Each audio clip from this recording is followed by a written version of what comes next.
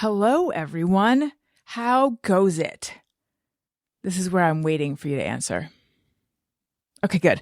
Anyway, I want to let you know that the episode you are about to hear is the very first episode of Todd Perry and my brand new podcast. It's called Alison and Todd After Hours. Todd, I feel like you probably already know. Just to be perfectly honest, because I'm only ever perfectly honest with all of you, something that vexes me, and I think it vexes all podcasters, is this question of when I am doing the show, am I talking to the people that listen every week, or am I talking to brand new people? And I try to do a balancing act of talking to both. However, I often feel that the people who listen every week are like, yeah, we know. But I feel like if I don't stop to explain, then the brand new person might feel alienated. It's really a conundrum wrapped in a riddle, wrapped in bacon. Anyway, I suspect you already know, but Todd Perry is the guy with whom I did Upworthy Weekly, lighthearted news podcast for over a year. That recently has gone into retirement. But we did not want to let the thing we have going die because we enjoy podcasting with each other so much. So we were like, let's get together and continue the podcast and do all the stuff we couldn't do with Upworthy Weekly because Upworthy Weekly was very, Upworthy. So now we can be a little spicier, which is what this one is. We talked about so much stuff. I hope you'll enjoy it. We talked about sex. We talked about drugs. We talked about salad dressing. I mean, all the stuff that great literature is written about and songs are written about and sung about and dances are danced about. Anyway, I hope you enjoy it. I honestly am forgetting a little bit some of the things we talked about. You can let me know. And if you love it, or even if you can tolerate it, but want to tolerate or love more, the way you get more is patreon.com/Alison and Todd. Patreon.com/Alison and Todd. There's only one level and it's $2 a month. So we purposefully set it at a very low level because we figured the majority of people, $2 a month is not something that makes you go like, can I do this? I don't know.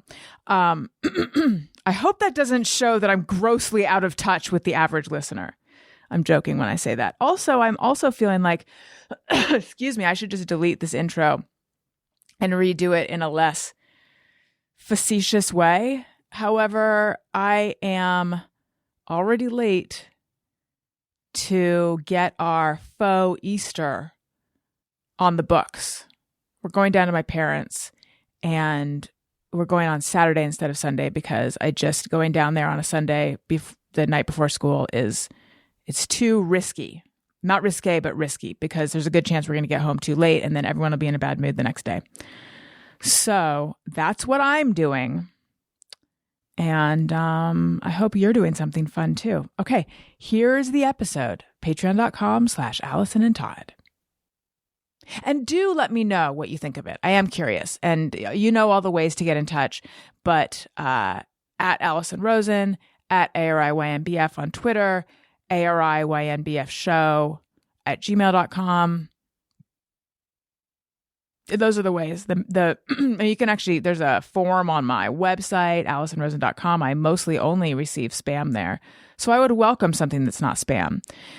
And there was something else I was going to say. Oh, yeah. If you like what you're hearing, leave us an iTunes review, won't you? For this podcast, even though you're about to hear a different podcast. I don't care. I read your rule book and I threw it away. Okay, here we go.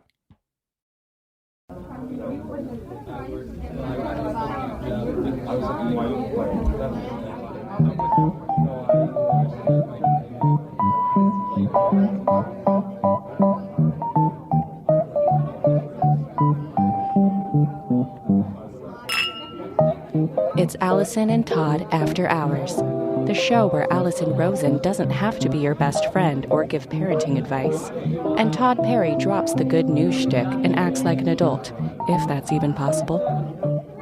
Now dim the lights, pour yourself a beverage, and join us in the After Hours Lounge.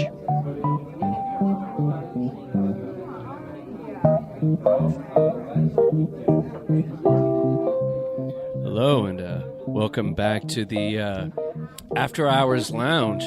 Open for the first night. We've got a big line of people out there waiting to come in and see the first ever of the Alison and Todd After Hours show. Alison Rosen, how you doing? I was hounded when I walked. I mean, it was like a homecoming for me as I walked through the crowd. People are so excited for the show.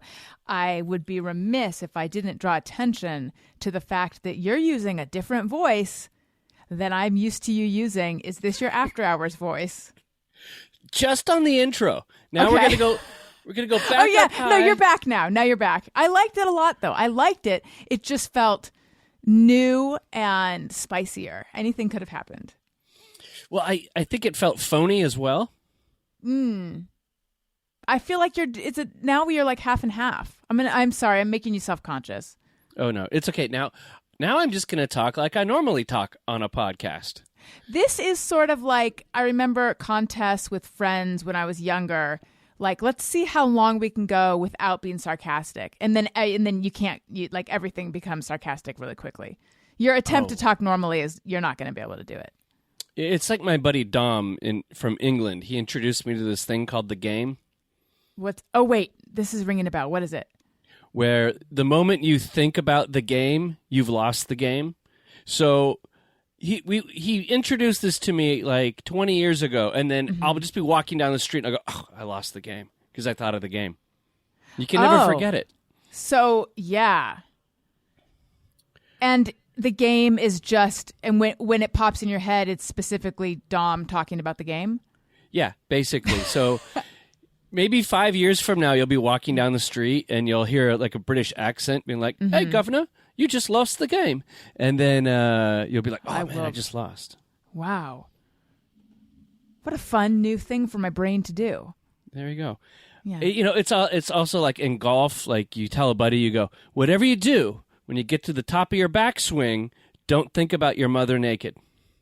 Now, is that a way of psyching someone out? Yeah, because no matter what, when you go, okay, don't think about my mother naked, when you're standing over the ball, then of course you get to the top of the swing and then you get this horrifying. Okay. Right. It's like, don't think of a pink elephant. Right. But, I mean, not to say that that's what your mom looks like naked. No, okay. This just jarred something. Because this is Alison and Todd After Hours, I can talk about it. Please. This wasn't on the rundown, but this is, again, things that you don't want to think about. Recently, we're going way off the map here, but I'll keep it brief. I was in South Carolina because my father passed away. I'm sorry. So, and my stepmom is 86 years old, and just an old, kick-ass 86-year-old woman from New Jersey, and we were transferring over all of her and my father's like old like Super 8 VHS tapes, like the smaller VHS tapes people used to have like in a Sony camcorder. Yes, we had those too. Yeah. So my sister says to my 86-year-old stepmother, before I go to transfer these, just let me know if there's anything weird in there. Oh, smart. And she said, quote, he said he threw that away. Oh, God. Oh, God. Ew.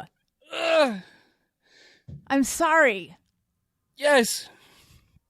No, the only appropriate answer is weird. What do you mean? Right, exactly. Yeah, you're supposed to, he said, Wait, how old was your dad? When he passed away, he was, I guess, 81. Okay, so he had shacked up with an older woman. Oh, yeah, 5 years older. More mature woman. Right. Yeah, so this was a very disturbing thing to me. And then I was laying in bed at night and I was thinking like, who films themselves having sex? Because most people in general probably, no one wants to see that. Mm-hmm. And yeah, and so I was like, wow, my dad and my stepmom were kinksters. Yuck. I feel like maybe there was like a time where people did that. I mean, I'm sure there's people who still do it now, but like remember Sex Lies and videotape. And I just think there was an era, whereas now everyone's very aware of the perils of doing that. I pride myself. There's no sex tapes that exist of me. There's no nudie photos. There's no anything. What there are, and I've discussed this before, a lot of photos of my kids with boogers in their nostrils, because I will say to them, do you want to blow your nose? No. You got some boogies in there. No. Do you want to see a picture? Okay. And then I'll show them a picture of what's happening. And I really should delete them, but instead I'm going to make an art installation. Well, that can follow them around forever because the cloud is forever. So like those boogie shots can come back to haunt them. And I'm sure at some point you posted them on Instagram. I never have, but I will someday. But there's actually one that's like super cute of Owen, and I have to thank God I've forgotten what it is for a second, and then I'm like, wait a minute, that's a boogie shot. Can't put that up. So wait, you've never filmed yourself having sex? No, I've never done that. I've never sent a junk shot. Same. I just feel so tame. I don't know. Oh, the thing is, I've seen myself having sex like in a room that had a mirror. Las Vegas? No, this is somewhere off of Sweetser Avenue in Hollywood. Oh, similar. Okay, and what was your reaction? Because I have a reaction to share after. Yeah, like at first you're like you're focused on what you're doing, and then you slowly, that meme, and it has like the puppet just like kind of turning its head a little bit, going side eye. You kind of look to the side and you're like, oh, huh, and then you kind of want to like porn it up a little bit, like, oh gee, I look really like not interesting while making sweet love. Maybe do I reposition myself, and then the other person's going, why do they seem so inattentive? Right. Yeah. So I also have looked at myself in a mirror. For me, it wasn't Sweetser Avenue. It was Las Vegas. And my thought was, oh, God. It was like horrifying. Like, that's not at all what I wanted to think this looked like. I'm trying to remember what I'm just trying to remember what I saw. Whatever it was, I was like, I never want to see that again. Yeah, almost as bad as like seeing a parent or something. Yes. I mean, I think seeing a parent would be worse, but still. Yeah, the thing is, it also makes you appreciate the people who do it professionally, because it's not it's not just being good looking. It's also like, having the motions right and being sincere, having the conviction, being able to simulate, pleasure. There's you have to be a 5-tooled player, really, to get in there and make that happen. Can I tell you something that I learned on TikTok? And I do think we should make it clear, though, even though this is Alison and Todd After Hours. Or are we doing Todd and Alison After Hours? We're doing Alison and Todd. Okay. But I do think as a nickname, we should call it TNA, because that's fun. Oh, yeah, I did. Okay, yes, I do like that. We can go with that. Someone recommended that. I had thought of it, but also, I think it was at Lisa Lowry. Apologies to whoever said TNA, and I was like, yes, I love that, because you deserve your moment in the sun, and I'm depriving you of it, and I'm sorry, I'll figure it out. But anyway, this is not just going to be about sex. I don't even think it's primarily going to be about sex. We're just starting out strong. Yeah, I was watching we just came TikTok, right out of the box. Yeah. Well, we have a lot of stuff pent up from Joseph R. Upworthy's, strict content guidelines. I'm joking, but anyway, I'm joking, but like obviously we couldn't say bad words and stuff on that one. Yeah. So, or talk about what I'm about to say. On TikTok, there was an adult performer who was talking about what they use for like money shots and things. Oh. And I didn't realize that's not ejaculate oftentimes, because apparently it doesn't look like, it doesn't read well enough on camera. So they'll use Cetaphil. Do you know what that is? Isn't that a drug? No, isn't that? Oh, I think there are drugs that sound like it. No, Cetaphil is a face wash, and my dermatologist has it and I used it at the dermatologist recently, and as I squeezed it in my hand, I was like, huh, yep. It's like sort of milky and translucent, and it does look like it. And then if they need something that has like a good taste, they'll sometimes use, I think, did she say coconut milk maybe? Ugh. So anyway, I mean, it really takes me out of the moment now. Oh, geez. I had no idea. And I know, me neither.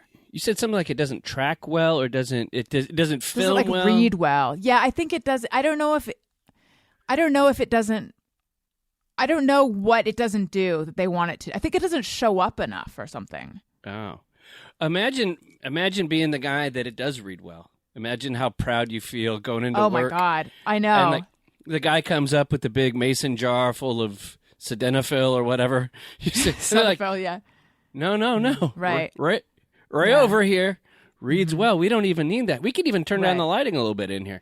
You know? It'd be like, do you know how much money I'm saving you since you can slash your jizz budget? And the other thing I wanted to quickly say is that, in my opinion, the language of hatred begins with the self. People want to know what level to never have to hear that again. We'll think about it. So, Todd, we received some questions on Patreon, patreon.com/Alison and Todd. Now, presumably, if you're hearing this, you already know what the address is. But anyway, should we get into that, or do we have other stuff to do before we get into a question or two? Yeah, I'd like to get into a couple questions here. Also, later on today's show, we're going to talk a little bit about disastrous things that have happened during dinners, and if we have time, a little bit of a mental health minute. But let's just top maybe, I don't know, take 3, where we went a little long. We had no idea we were going to get all kinky in the beginning. Yeah, I know. I know. And we had no idea we were going to get kinky based on a sad story about like handling your father's affairs. Yes. Okay. Some questions. Let's see here. So Lisa Krolasic says, I just want details on what happened the first time you two met in person. Did you hug, shake hands, cry tears of happiness? So you were just on my Thursday show, and it's crazy that we had never met in person, but I was very excited to meet you in person. I was already in the studio. I forget why. Who was it? Renee who was on that episode? Yes. Okay. So I was already in the studio with Tony, and were there any, no kids yet. And then Daniel walked out with you, and I was like, oh my God. And I hear him talking to you, and I was like, oh my God, it's Todd. And I gave you a hug. Yes. Yeah, that's and about right. And I think I said it's so good to meet you in person. Yes. And then I agreed. Yeah. And then internally, I thought to myself, she's taller than I thought. That's what I thought about you. Oh, really? Yeah. See, we're both two strapping, tall people. We are statuesque. And I was wearing what I normally wear when I record at home, which is just slippers. So I did not have the added benefit of like heels or anything. Whoa. The thing is, I am hearing a slight echo. Wait, maybe. Oh, there's an echo cancellation I can turn on. Okay. Nope, cannot be changed while recording. That's okay. It's very slight. You were a little taller than I had expected, but I think I knew maybe that you were going to be tall. Had you mentioned it before? Had we discussed this? I think so. I think you once mentioned, we were talking about it on the Upworthy show, and you said, quote, I remember this because you said, quote, I'm 5'7". And no, I thought, I'm 5'6". 5'6". Oh, okay.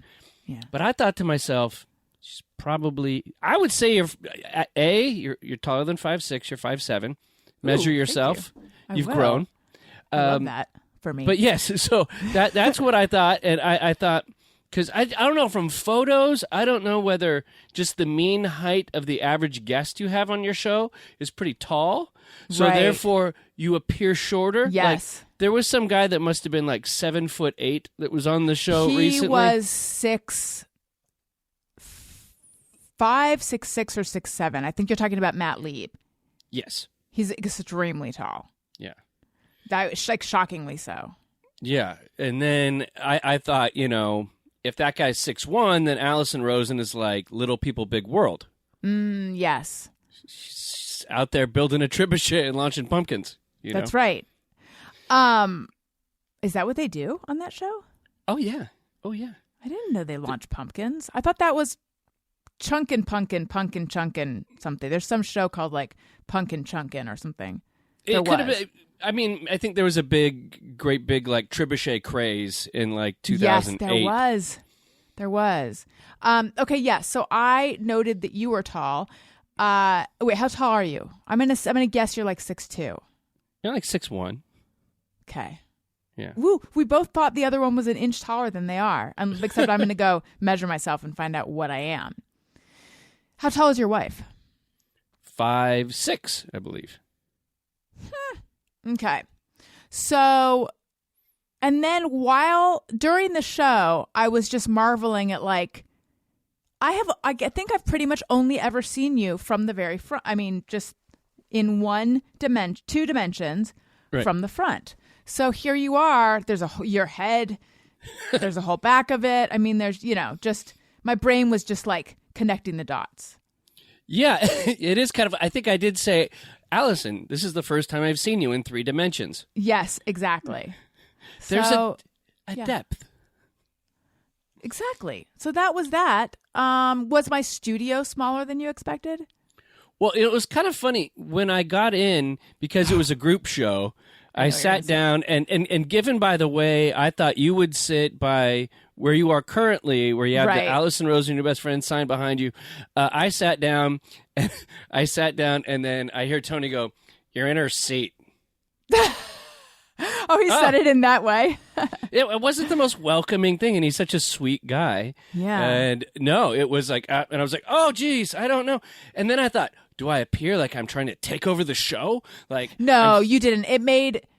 My memory is that he said, "Oh, that's where Alison sits." But maybe you're right that he did say it in a little more aggressive way. Maybe and then I you're just like, took it that way. I don't know. I mean, it does happen to me that I will think something had an edge and then on a show, and I'll listen back and I'm like, oh, I totally imagined that. So if it did come out weird, he definitely didn't mean it that way. I say, speaking for him. But anyway, yes. Oh, no, he's a total sweetheart. Yeah. He's very nice. But I remember you being like, oh, I just assumed that you sat there in front of your signs. And it totally makes sense why you would think that. It's insane that I have different places of sitting depending on which format it is. It's making everyone's life more difficult. Yeah, that would really disturb like the butt groove that you have working in your chair. Yeah. You know. I'm trying to think why I do that. I think for the group show, I feel like it benefits me to be sitting at the head of the table so that I can see everyone at once versus like swiveling back and forth. I don't know. Because it's a rectangular table. Yes. And so I remember then I was thrust into thinking Larry David from Curb Your Enthusiasm when people sit around a dinner table. He's like, oh, I got a middle. I got a middle now. And you got to work both sides of the table, you know.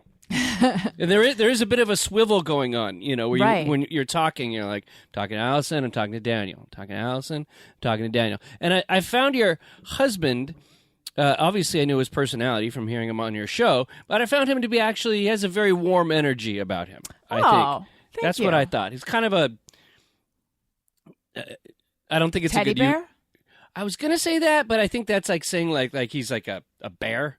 Yeah. You know, like a warm member of the gay community, and those are usually like physically very big and hairy people. Mm-hmm. And I don't want to put him in that bucket.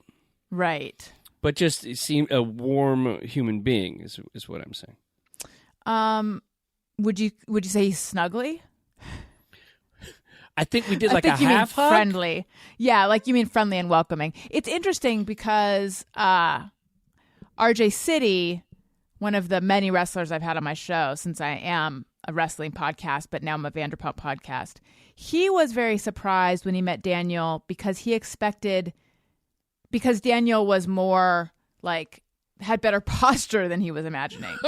And I explained that because he had only ever seen Daniel on Zoom, so he just assumed that in real life Daniel had like a hunched over thing going on. And I was like, no, that's just because he hates Zoom. Okay, let's see here. Looking at the questions. Well, I would like to hear Todd. Oh no, you already answered that. It's the one about the format, but you already answered that in the question. So, yeah. Okay. Superfan Giovanni. There's 2 questions in here. Should we do both, or you want me to choose one? Pick one. Okay. How do you feel about both of you having show-defining diary segments, and how weird it is you're not only unaware you both had the parallel thought for the bit idea, but that your diary entries themselves from 20-plus years ago are also very parallel in thought? So, yes, on Childish, we had Explosive Diary, which was so much fun. And then we'd introduce it, and then we'd make fart sounds into the mic, which was... very classy. But then we would read from our old diaries, and it was so much fun. However, Greg ran out of diaries. Oh. So, yeah. So I was like, damn. But even before that, I had been having people read from their diaries on Alison Rosen's Your New Best Friend. So I don't know which one Giovanni is referring to, but regardless, yes. Yes. And I have, I guess, on one of the early episodes of the Far Out podcast, there's a plug, where you can hear lots of stuff that just has not aged well. But the Far Out podcast, I did a thing called Todd's Diary, where I just handed my diary to like a buddy, and I was just like, cold. Open a page. And so we went through it, and it's stuff like about how I got like my bike stolen while going to see Hook, and like... It's very much, I think, if you read it, I don't know, there was an old SNL bit where they had Fisher-Price wishing wells for sensitive boys. It's a picture of, like, you know, so like an 11-year-old kid looking into the water and, like, thinking about his life. And it was very that. He'll enjoy running his little fingers around the edge of the well. On days when he's had too much, he'll lean on it and contemplate his reflection. Some kids like to play. Others just sort of wait for adulthood. And it made me realize that I don't know how many guys do that, thinking few, that actually I wanted to sit and write a diary. So most of my teen years, I have a pretty robust, thick diary of stuff in there. And I read back at it, and I wrote a lot of euphemisms in there for things because I didn't want to, like, potentially get caught. Like sexy things? Mildly sexy things or mildly druggy things, you know. And so, yes. So that was like a really popular episode of that podcast that everybody would always reference. It's like, oh, bring back the diary, bring back the diary. So today I woke up so late, I got to school in 3rd period. Ooh. Wow. I felt bad all day. He does have a radio voice, huh? Wait. Who actually do it? It was kind of a low self-esteem day. See, the whole time that this book... Which... You know, the whole time... Which I usually don't have.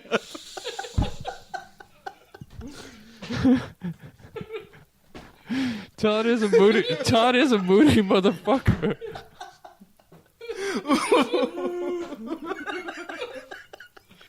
Okay, today was an average day. My hair is getting a bit longer, which is great. Don't beat the man while he's down, dude. Don't beat the man. Don't. You got more. I'm done. Wednesday, April 29th, 1992. I don't believe it. Rodney King's beating trial, the police were not guilty. There is looting and fires in L.A. Gotta sleep. Thursday, April 30th. I am scared. You lived where? In Torrance. Yeah, no, but there was... There ain't shit going on in Torrance. There was shit going on, man. No, but there was... You could see all the fires and stuff. Yes, I know. I lived in Pedro. I could see that shit. We got the day off. Well, this is I'm sorry. Is like timeless shit, man. Todd was scared. It's about time for the city's curfew.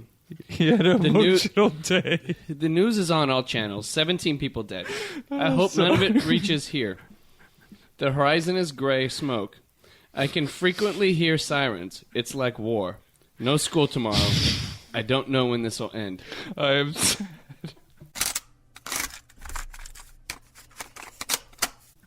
And I think probably maybe there's a parallel in the tone of the diaries because I think that Alice and I are Similar. I think, similar people when it comes to we're almost like, I feel like a weird like male-female image of the same thing. Yes. Yes. That's why one of the ideas I had for the show was twinsies, which I thought was goofy. I like that idea. I know you think I don't, but I like it. I thought it was funny.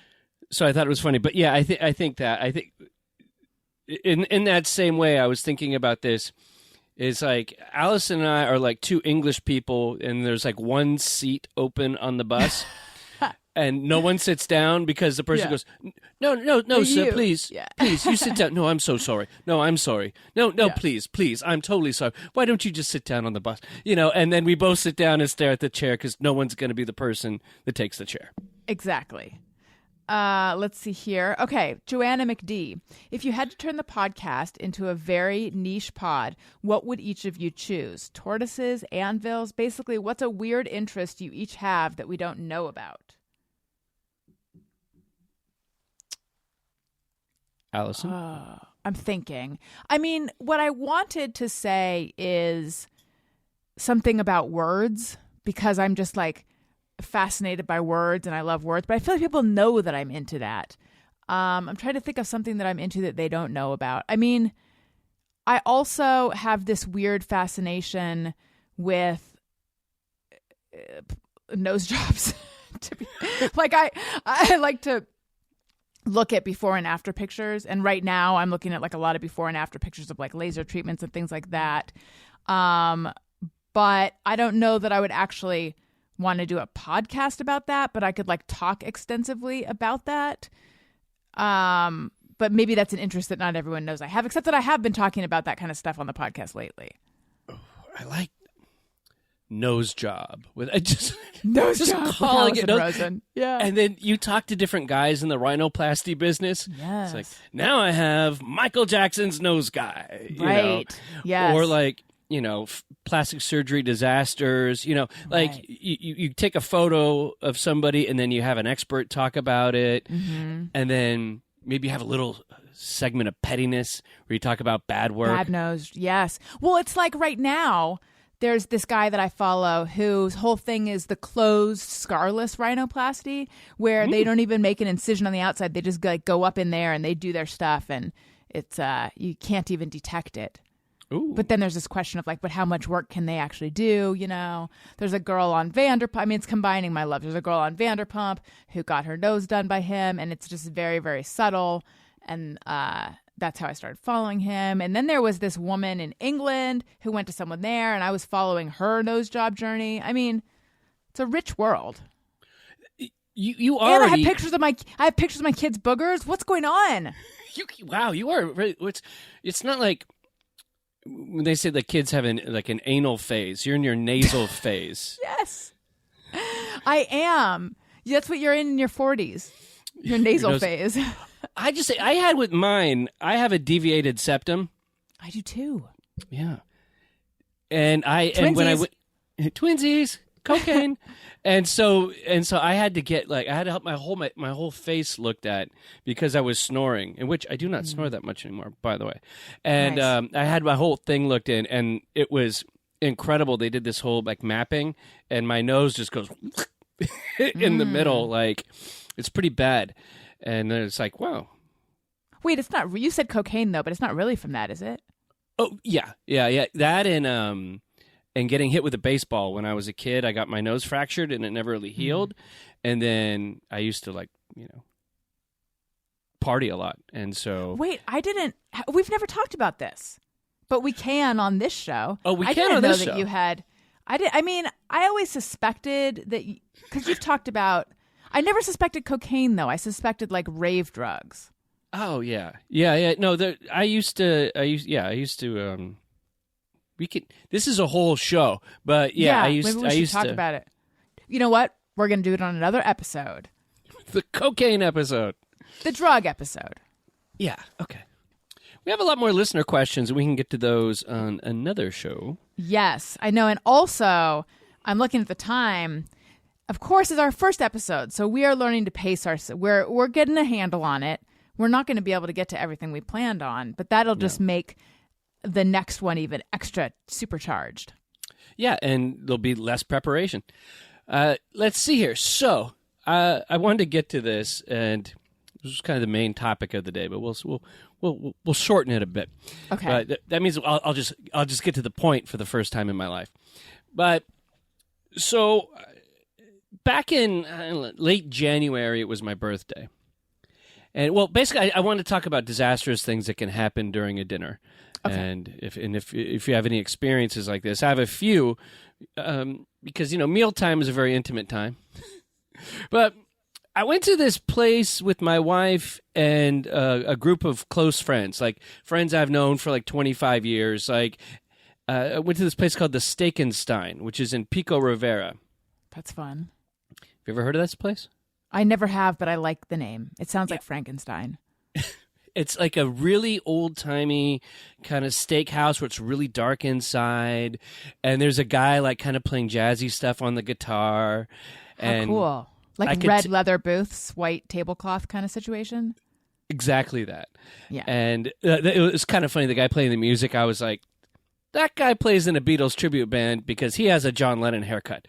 But and like once you're in the tribute band, you got to rock that look every day. Like Elvis impersonators, you're always an Elvis impersonator, But so we're sitting down, and I'm with my buddy Jim and his wife and kids, and my buddy Oscar and his girlfriend. And again, whenever we go out to eat, and especially when my wife joins in, it just becomes like a big roast of me because there's no greater joy that these people have in their lives than making fun of me. And my wife loves making fun of me. It's like her favorite thing ever. It doesn't work the other way, though. If I like laugh at her, it's like, what?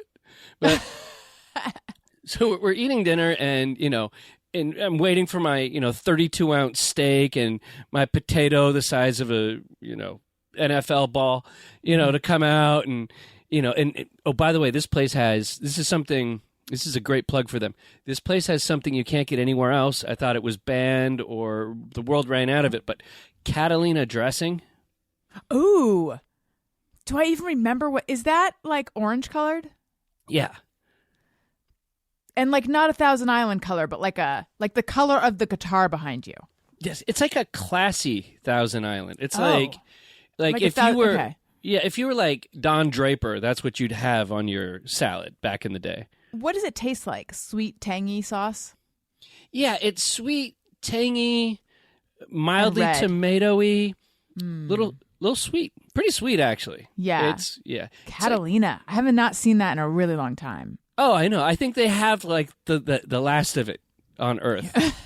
What's funny is I'm remembering the first time I heard someone order that, and it was like oh my God, there's other dressings in the world that I don't know about. Yeah. You never forget where you were when you learn about a dressing. Yeah. So anyway, I'm enjoying my salad, which had absolutely no spinach in it, just like romaine lettuce and huge croutons. Nice. And my wife's telling the story about having our son Declan, and again, this is a jovial atmosphere. I've had a few vodkas, and my wife says, when I gave birth. She's telling this story, and I said, wait, honey, you didn't give birth. You had a C-section. You did? I did. Okay. Okay. I'm gonna wait to say anything. I know that I'm gonna have to talk my way back from that. Yeah, because the way you set up the story is she likes to give you shit, but you're not allowed to give her shit. And this is just going to be a story of her giving you shit, and yet you just told me an example of you giving her shit. So now you got me hooked. So I'm sitting there, and you know me, Alison. My wife knows me. I'm not like some angry misogynist a-hole. No. I was saying the awful thing, knowing it was awful as a joke. Okay, right? So you said it in jest. Completely. You were being that guy. Right. And I don't know if that's a good that guy or a bad that guy, but I was being that guy that says the awful thing. My friends get it. They know it's funny. My friend's wife thought it was funny, whatever. But my my wife had like a knee jerk or more of a hand jerk reaction to this. And her right hand, I was sitting right next to her. Oh, no. Whap! And right in the Catalina dressing? Hit me in the eye. And now, much like, I'm sure Greg Fitzsimmons wears one of these on every finger, but she has a colada ring. What is that? Oh. Wait, I thought it's called a clawdow. Clawda? Do you mean that Irish thing? The Irish ring that says I'm taken with the heart on it. Right, depending on which direction the heart goes. It's like, yes, I think it's a clawdow. That's how I had heard it. This was a very dark steakhouse, and so I didn't see it coming. It was like, you ever see Pootie Tang when you just like whip somebody? It's like, and it's gone. No, but I got to go see it. Yeah. It'll be around. Louis C.K., man. So she smacks you.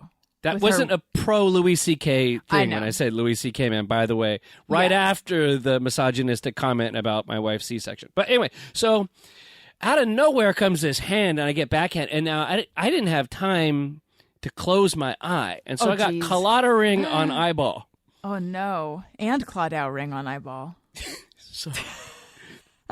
Oh, this is going to be an email episode. This is how you pronounce it. You pronounce things wrong. Oh, I bet that guy is not a... What if that guy's a patron? We'll find out. So I grab my eye, and I'm like, it went from we're all laughing to like I genuinely was kind of pissed that. Yeah. Well, yes, you have a physical reaction. Yeah, and I was like, oh, and now my friends, you could just see their faces like, I will never live this down. Remember that night?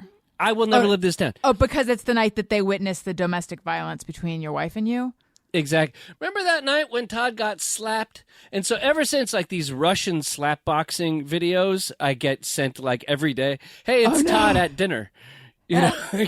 So I'm sitting there, and I was like taken aback because my wife had never hit me before. Mm-hmm. Never, ever. No. Was she a few vodkas in, too? She had she was on like her second Moscow Mule. Okay. So I turned to her and I'm like, you fucking hit me. Like, and it's like, you don't want people to hear you, but you're like, really? Was it? Yeah. And then she's just like, maybe don't say stupid shit, kind of thing. Like, like, yeah. Fuck around and find out kind of thing. Uh-huh. And so I was just sitting there like, okay. Maybe we just talk about this later. Like, I want to get through dinner. I don't want to fight. I don't want to be white trash couple fighting in front. Like, that's the last thing I want to be on earth. I always want to try to be cooler than that, right? But even though I was pissed, yeah. So, were you worried about like a mark or anything or blood or anything? Yeah. I was doing right tears? Like tears or blood? Yeah. Oh. So I'm sitting there and I look at I'm like, okay. And my friends are just rolling in laughter. And so I just sat there for about 2 minutes of like fighting every reaction to kind of, and I was just like, I'm letting it go. Letting it go. I know my wife doesn't hate me. She's not trying to hurt me. Mm-hmm. She just kind of had a reaction to the dumb joke, And, so my friends are like, oh, it's going to be a fun drive home for you two, Oh, wait, should I do that like John Mulaney? Oh, it's going to be a fun drive home for you two. Oh, my God, you do the best Mulaney. Thank you. But you know what? I held it together, and my wife and I, when we got in the car on the drive home, I was like, we're never going to live this down. That was the conversation, was not, oh my God, you hit me, or her going, oh my God, you said the dumbest joke ever. It was, we both realized that for the rest of our lives, hey, Todd, remember that time when Sarah slapped you in the face? Is what I'm going to hear for the rest of my life. So I think maybe this was a positive thing came of it, of my wife and I being like, it's fine. Yeah. Like together, you both experienced a humiliation that'll prevent it from going any further. Correct. Yes. Did she ever apologize? Did you ever apologize? No, I was just like, me, I did that. And she was like, yeah. I don't think she really ever apologized for the slap. I think it was just kind of like, oh, I didn't know I was going to hit you that hard. I think it was supposed to be a a fun. Yes. Todd, you asshole. Right. But it was a slap. So, yeah, I'm just let it be known that I'm never going to have a day of my life when that is not brought up to me by my buddies. Right. And now you just told a lot more people. Oh. Yes, it's going to be a thing next time we enter the after hours lounge. It's going to be like, oh, guess what? Or like people are going to bring out their cell phones. Right. And just like how like they beat the crap out of Takeshi 6ix9ine the other day in a gym, it's going to be like that, but people just walking up slapping me. Be like, oh, I slapped Todd. It'll be like hitting Dave Grohl with a Mentos or something. Wait, who's Takeshi 6ix9ine? A snitch. For in what field is he in, and for what? Fill me in. Maybe this is news for the listeners too. There was a whole documentary about this guy, and he was a rapper in Brooklyn that professed that he was like a member of the Bloods and like all this gang affiliated stuff, and he would make these crazy music videos of him doing insane things. It was almost like a shock rap kind of thing, and then he got involved with the Bloods, and then they were under investigation, and so he ratted on them, on all of them. Oh. So he's just known by whether people care about the Bloods or whatever. When you just think of like, what's a snitch? What's the last thing you do? And the guy acted like he was a badass, but just folded under testimony.